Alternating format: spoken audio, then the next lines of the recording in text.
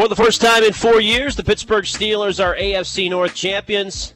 A 3-3 start to the year, finishing 11-5, 8-2 down the stretch. Ken Laird, Guy Junker, Chris Adamski, the Buzzsaw, sits in with us.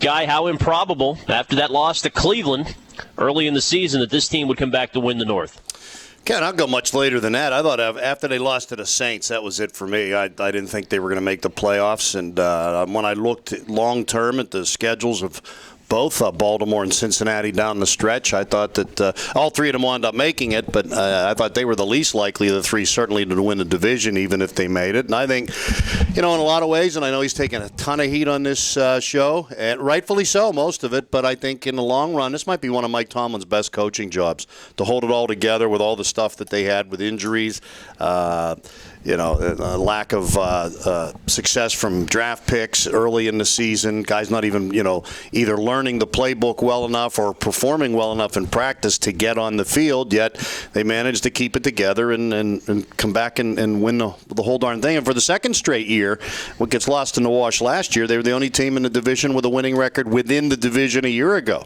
So 2 years in a row, they're 4-2 within the division. That's what you got to do first, is take care of business. I look back at the Jets loss, though, and, little things, which was really costly because it was an AFC loss, and they still finished third. I mean, even with winning that game, they would have been tied with Denver and still would have been third when you get down to the tiebreakers. But, all in all, I think it's been great. I don't want what they've accomplished to this point to be overshadowed by Le'Veon Bell's injury, even if they would happen to go out Saturday right away. I think it's still a pretty good bounce-back season after a couple of 8 years.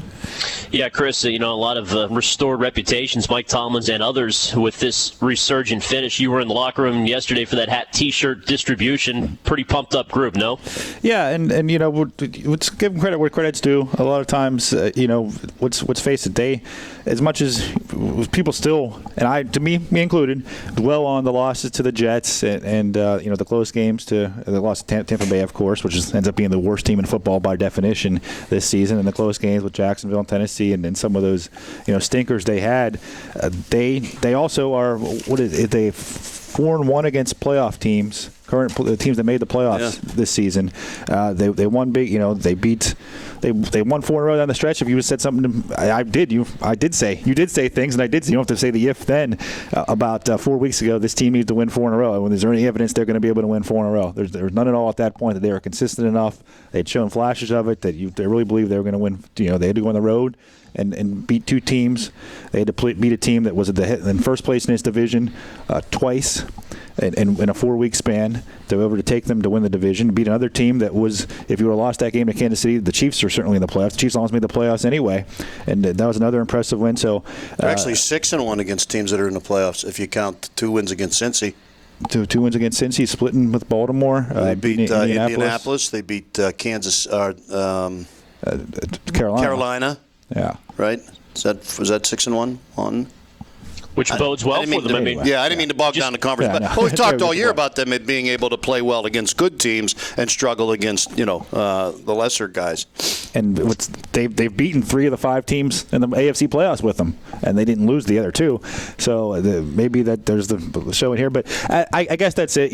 That's my tip of the cap to Mike Tomlin and to the Steelers, that they, we like to rip them and still do over this loss, but they've won 4 in a row when they pretty much had to win the 4. They didn't have to win all 4 to make the playoffs, of course, but going into that stretch, you kind of thought they had to win all 4, especially the win the division. They did. They've beaten good teams. They've turned this season around where they're 3-3 and losing to bad teams and looking listless at times and everything else. Here they are, 11-5, and really, in a lot of ways, they might be kind of a trendy pick to win the AFC right now. Who would have thought we would have been saying that? I think nationally, with the way Peyton Manning looked at the last few weeks there, and even New England to a point, I don't think they'll be favored to beat either of those 2 teams, but I think a lot of people will start talking about it in what is a very mediocre AFC, granted.